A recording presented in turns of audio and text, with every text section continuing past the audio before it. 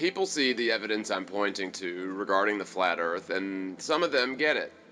Some people will state they know that I'm wrong and point to the programming as evidence, which is very strong indeed. But if responded to correctly, then that person is rational. He or she will certainly agree that there are some interesting points about the flat earth model, which make a lot of sense, and also explain the contradictions galore in the globe model theory.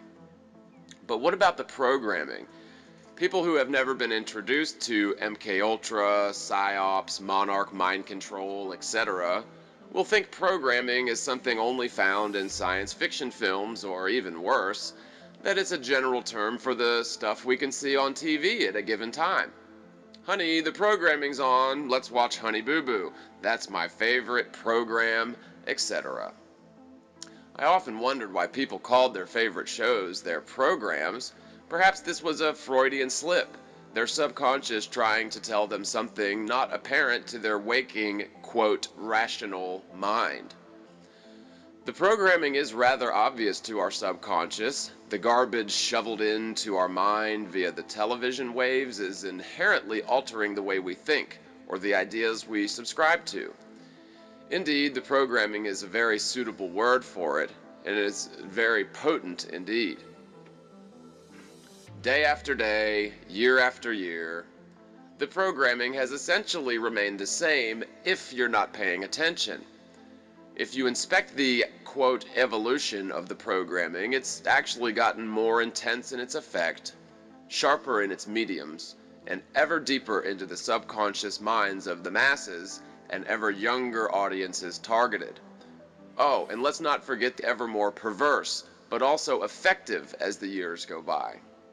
It's commonplace for a child to see a full-on naked chick doing the reverse cowgirl in a cartoon with a cute little mouse or whatever, or getting a good long look at Jessica Rabbit's nether regions. We're told to think it's just a couple of perverted artists having a laugh, but in reality there are very specific reasons subconsciously to expose children to repeated displays of perversion. The groups that produce and distribute cartoons are run by the very same people who meet secretly behind closed doors with the executives in bed with the military-industrial complex. Walt Disney is a prime example of this. He was so tied in with the military-industrial machine, just like all the other major distributors of videos and music. People think this is all just a conspiracy theory. However, if you give the topic even a cursory glance, you'll find that these groups such as Disney, Viacom, Time Warner, etc. spend ridiculous amounts of money on producing content designed to control our collective consciousness and our collective paradigm to their benefit and to very specific ends. Once you've awakened to their antics, it's very much like the end of Matrix 1, where Neo finally sees the agents and the Matrix as a whole for what it truly is. The globe-shaped world spinning around the sun we believe to be obvious, true, and correct is really a theoretical fantasy, enforced by the mass media and the federal school system, also known as Operation Make Everyone Dumb as Fuck, and I'll abbreviate that as O.M.E.D.A.F. So maybe the literal depiction at the end of the Matrix 1 isn't exactly true, but it's one hell of an accurate analogy, to be very honest. The little square box that's been in everyone's living room for the last several decades and on the big screen for the last 100 years has been the guiding force behind the direction of our society in general, which is a very scary thought indeed. People believe they are free and independent, but if you're told what to think, how to think, what to buy, and how you should view certain topics, specifically the shape of our world, how free are we really? Operation Make Everyone Dumb as Fuck is the perfect balance to the idiot box designed to program us because they teach our children to follow orders, color inside the lines, and do not think outside the pre-approved box. Tests are designed to gauge one's ability to memorize information and regurgitate it on demand. Would you like fries with that? Whether that information is true or correct makes no difference to O.M.E.D.A.F, as long as the specific paradigm shoveled into the minds of all the children is the same across the board. So this programming that I'm describing has been an all-out assault on our senses since we were very young, and has increased in intensity, effectiveness, perversity, and callousness incrementally so that people wouldn't really notice the changes. Sort of like boiling a frog, if you're familiar with the analogy. Now, the vast majority of the world sees the programming as the absolute, irrefutable truth. They will believe essentially anything that is said on the idiot box or what is relayed to them via Operation Make Everyone Dumb as Fuck, since it was asserted to them by a figure or a device which they trust inherently. In the case of the idiot box, people will even subscribe to ideas subliminally suggested to them in a completely fictional movie without them even knowing it. That's how hypnotic suggestion works. Your mind is wooed into a malleable, suggestible state wherein your, quote, rational mind is intensely focused on the plot of the movie, or possibly not focused on anything at all, but you're taking in all sorts of secondary information relayed to you by the master craftsmen who made the movie, cartoon, documentary, or advertisement, whether you like it or know it or not. People will say this is hogwash, quote, conspiracy theory, but I'm sorry to say that it is indeed very true. The CIA and other secretive Freemasonic alphabet organizations within the government have a very real, vested interest in keeping our people dumb as fuck and content with their fiat currency and popcorn. Bread and circus was the TV of Rome, but the idea is still very much the same. Divide and conquer. Sure, on the macroscopic level, the idiot box does a very good job of dividing us all into an infinite number of groups. It's very easy to pit the unwashed masses against one another, but more importantly and more difficultly, to divide and conquer an individual's mind. If you can do that, then you're onto something. Truly, by putting ourselves at odds with our own self, they create the perfect type of mind to be controlled. Mushed up and mashed up, our minds are easily led down propaganda lane, taking in all the subliminal programming without even realizing it. And the next thing you know, you have an entire world believing it's cool to shoot people in the head for the fuck of it, or that it's illogical to assume that we live on anything but a spinning globe hurling through space a gazillion miles per hour. Thanks to the lying Freemasons of NASA and the like, we found ourselves in a world where science is trumped by pretty pictures, and the rational, skeptical scientists of the world will vehemently defend an unproven theory such as gravity as a known fact. Certainly, scientists are far more entrenched into Operation Make Everyone Dumb as Fuck. They're at O.M.E.D.A.F 2.0 or higher education, while the average Joe of the masses is far more entrenched into the idiot box side of the programming. Both of the methods are powerful in their own right, but couple them together and you have a situation where even a rational, scientific, very smart person can be totally misled starting at a phase in their life when they believed in the Santa Claus or the Tooth Fairy or the Easter Bunny. When NASA faked the moon landing, they spread their lies liberally across O.M.E.D.A.F and the idiot box alike for decades. They essentially caused a hotly debated false theory to become the absolute irrefutable truth. In truth, NASA is a pack of lying Freemasons who designed the Apollo mission films to trick the world. People always seem to think there's no motive for this. What could they possibly gain from such a fantastic lie? Why would the government want us to believe we live on an enclosed system with no escape, where they hold all the keys to all the power and we can simply stay put and that's it? Firstly, I should state that people in general are inherently good. They want to do the right thing most of the time and will tell you the truth under most normal circumstances. Most people love their children, their neighbors, and honestly wouldn't do anything to hurt a fly or deceive a child. Granted, those same people will tell their children that Santa is real and will probably smack a fly, but they were also programmed to do so and don't see the harm in it, so that's really a topic for another discussion.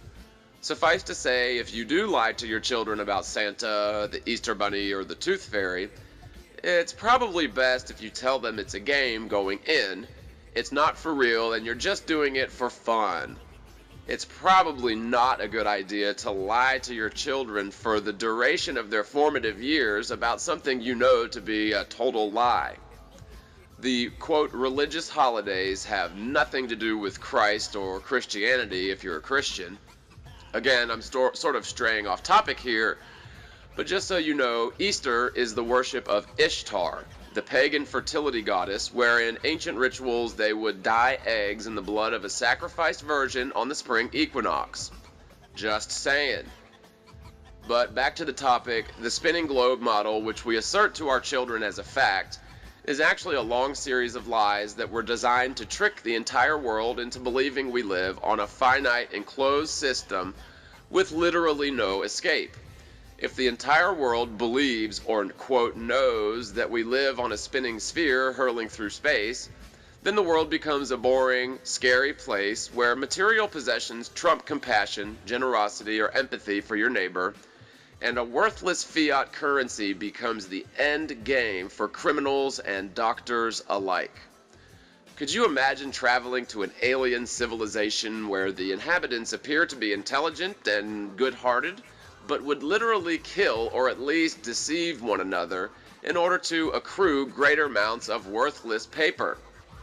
People seem to think that money makes the world go round, which it doesn't, and that if you don't make enough money, then you're somehow less of a person than the rich guy down the street. Could you imagine if our world evaluated love or empathy as highly as they do the Benjamins? What a wonderful world it would be. In truth, the very money we spend is a spell, designed to make people go crazy and worship or lust after a piece of paper that isn't worth the money it takes to print it. People evaluate money above all else and essentially worship money. The day has come where you cannot live without the addictive, worthless spell called cash. But money isn't the only spell we're under. We've all been tricked since the time we were very young and gullible to believe a lie that states we live on a spinning globe.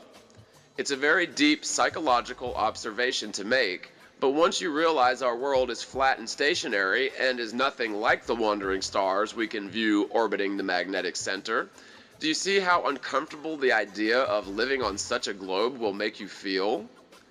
The globe Earth is a dangerous, scary, lonely, boring place with no escape. Sort of like a prison, but a prison for your mind. Indeed, the spinning globe is one of the most powerful forms of mind control and is reinforced by all other forms of mind control built into our society. It goes way beyond the idiot box and Operation Make Everyone Dumb as Fuck, the schooling, because all things that happen on our world happen on the globe world. It makes it appear as if we need to worry about things like overpopulation or not enough food or global warming, fuel crises, etc. The globe causes scarcity of the worst kind, and that scarcity causes greed to skyrocket and compassion to bottom out. The enclosed system makes manipulating the masses a piece of cake, and the powers that be have our minds right where they want them. Our society and the world at large is beyond sick. This is by design. The masters of this world understand control of the mind very well. Did you know the word government literally translates to mind control? It's very sad to see people revert to the programming since they're comfortable with it, but if you can possibly consider the facts surrounding the flat earth, if only for hypothetical conversation, then you may have a chance to understand the truth, and you will not be perpetually stuck in propaganda land being led by the nose in any direction they want you to go.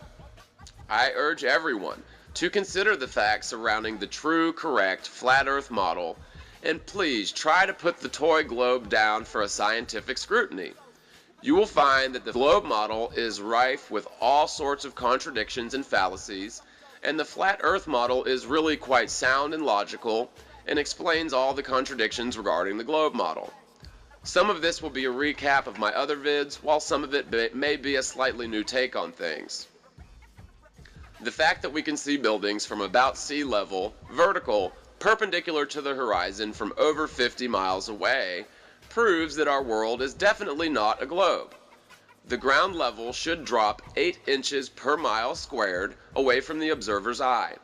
The fact that we can see such buildings from 50 miles away with the aid of a telescope literally disproves the globe model completely, but still people cling to the model and discard this fact that is right in front of their face. If you do not understand perspective, it causes distant objects to get smaller and smaller until they reach the vanishing point, or the horizon. The horizon is where the earth and sky meet, and objects that travel beyond that point will get exponentially smaller.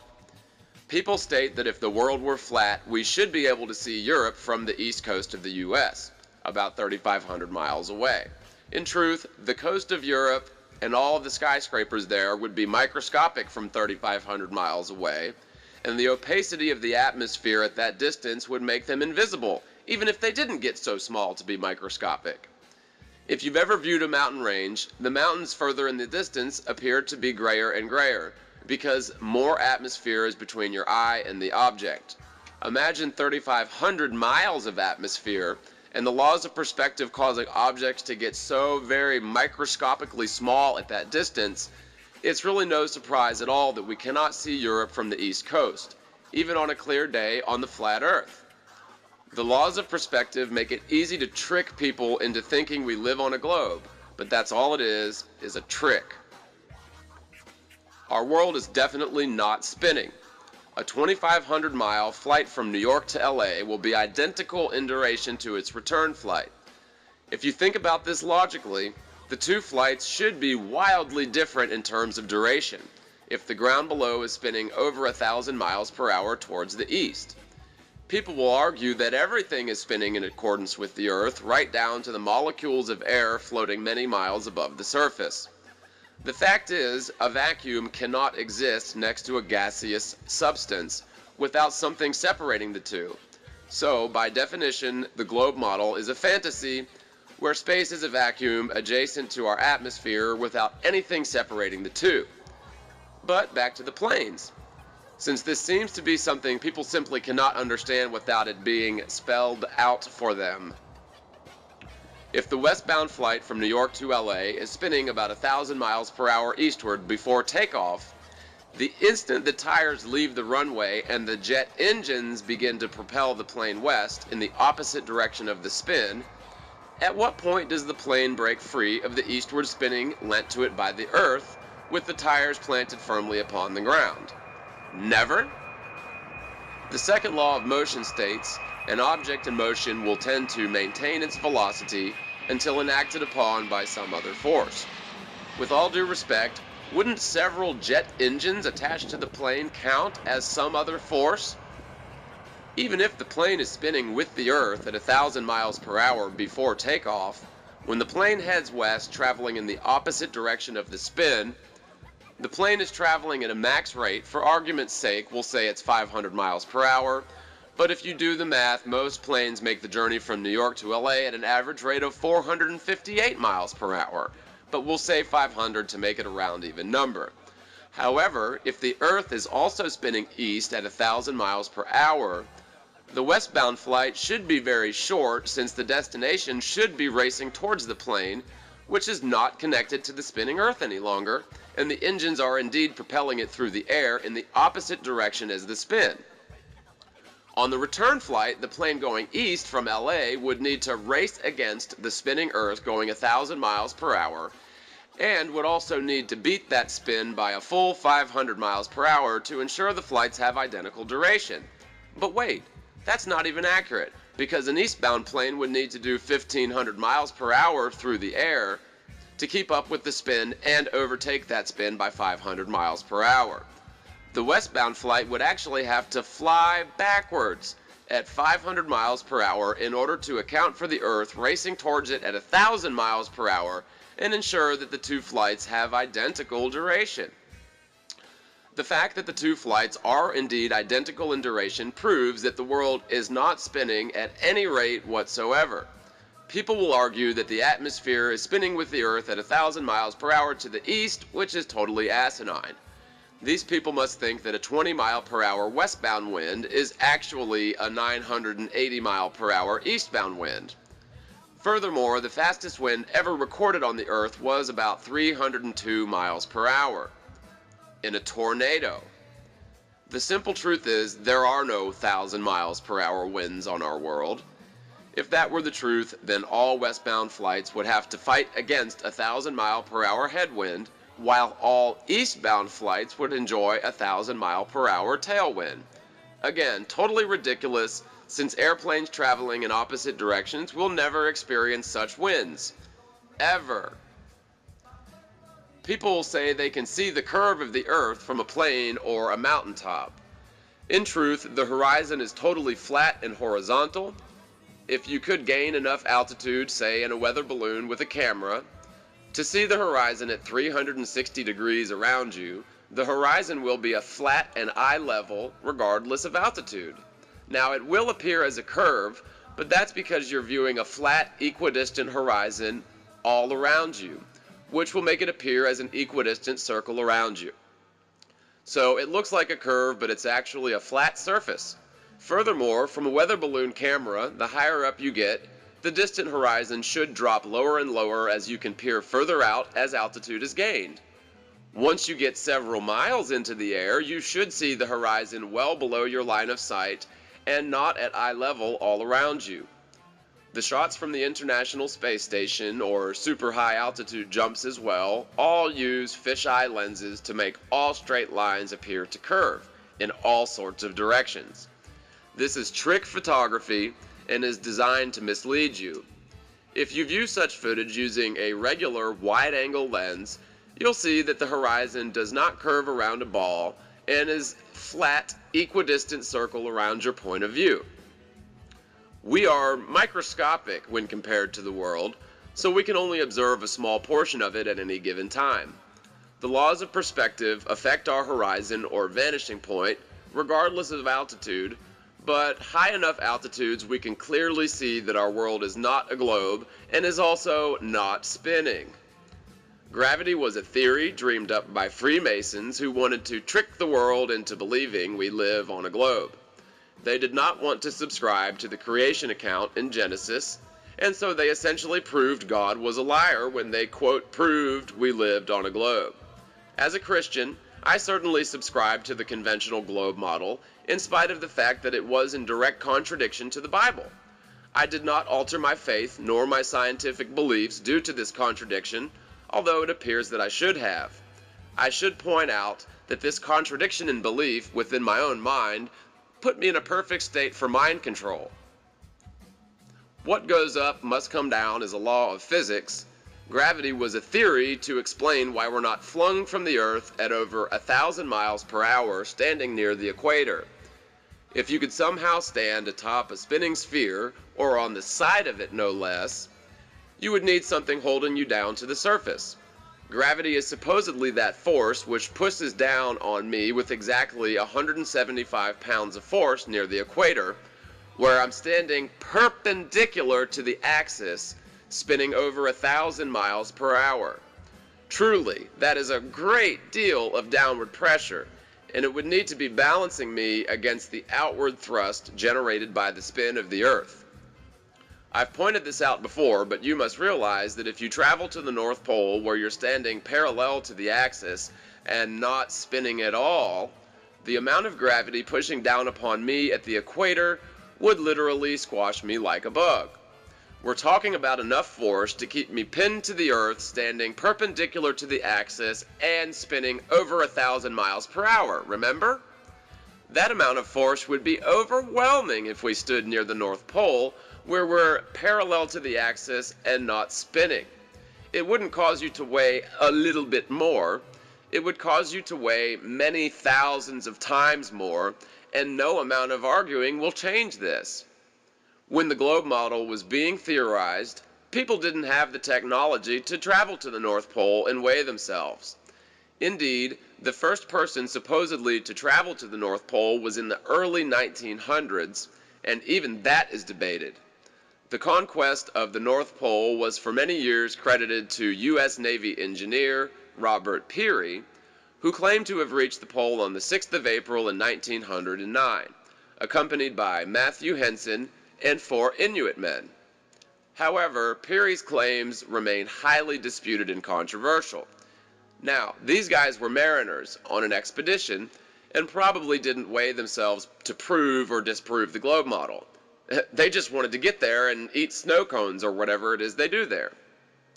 So, in theory, the globe model would fall apart if we weighed about the same at the North Pole versus the equator. When I was in science class as a child, I remember being told that the barometric pressure above me was pushing down on me with whatever I happened to weigh on a scale. I remembered thinking to myself, even then as a small child, probably 10 years old or so, but what about gravity? Isn't that also pushing down upon me along with the barometric pressure you're talking about? So I sort of let the question slide into the back of my mind as a strange coincidence about the globe model. So if people weigh slightly more at the North Pole, it could be explained by changes in barometric pressure, or the air pushing down upon me differently at the North Pole versus at the equator. That does tend to happen with major changes in temperature. But it certainly doesn't account for the major force of gravity pushing down upon me at the equator, keeping me pinned to the earth in spite of traveling 1,000 miles per hour to the east and again standing perpendicular to the axis. Anyone who tries to argue this point is a pseudoscientist or a shill, or they simply don't understand physics, geometry, rotational motion, or critical thought. People tend to think that since I'm pointing to evidence of the flat Earth, that I'm somehow stating the moon and sun are also flat. The theory is the flat Earth theory, which is true and correct and has nothing to do, as far as I'm concerned, with the sun or the moon being flat disks. There are some flat earthers who believe that the sun and moon are flat disks. I could be wrong about this. Indeed, I could be. But I believe the sun and moon are spherical and massive objects, not nearly as far away or as massive as told in the conventional model. Again, we can use Euclidean geometry to estimate the distance of the sun, which I've detailed in one of my other videos. The end of the world, the globe is being crushed.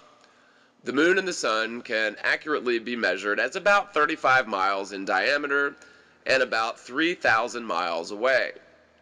Something is apparently causing them to orbit the magnetic center of the known universe, which is fixed upon our North Pole. This force appears to be electromagnetic and could be explained by quantum locking, which is a magnetic phenomenon with supercharged objects. The picture, the one single picture of Earth from space, quotes, Earth from space, courtesy of the lying Freemasons of NASA, is obviously perfectly spherical, just like the sun and the moon. Now, modern science states that our world is definitely not perfectly spherical, but rather an oblate spheroid or even a pear-shaped spheroid. If that's the case, then why are the sun and moon perfect spheres? They too are supposedly spinning around in space, which makes the notion of oblate spheroids totally laughable.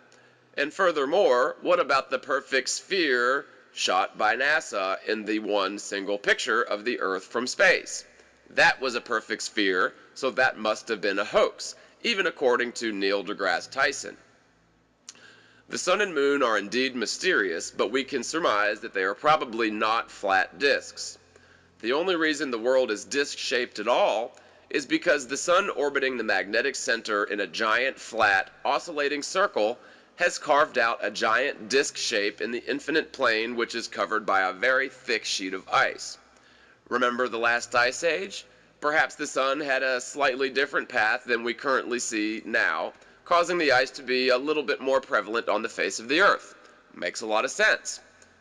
A lot more discussion and scientific observation need to be done in terms of the sun and moon, but we can safely say that the flat Earth model doesn't necessarily mean that the sun and moon are flat disks.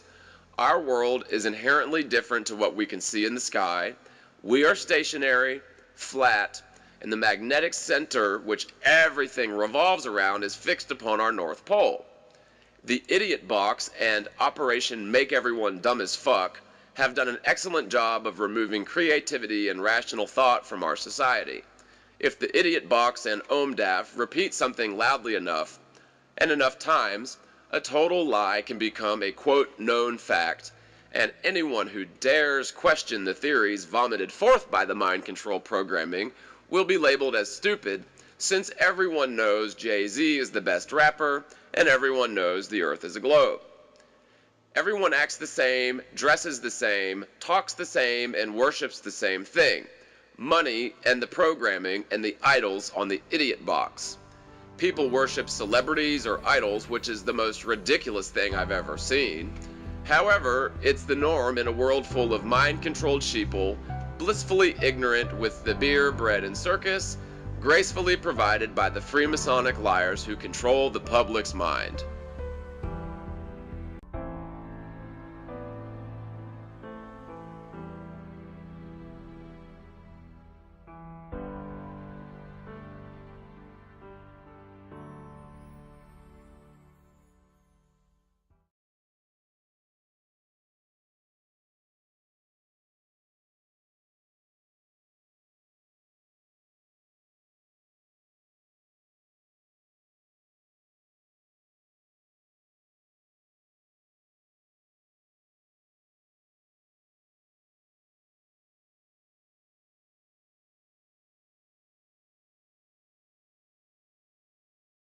People see the evidence I'm pointing to regarding the flat earth, and some of them get it.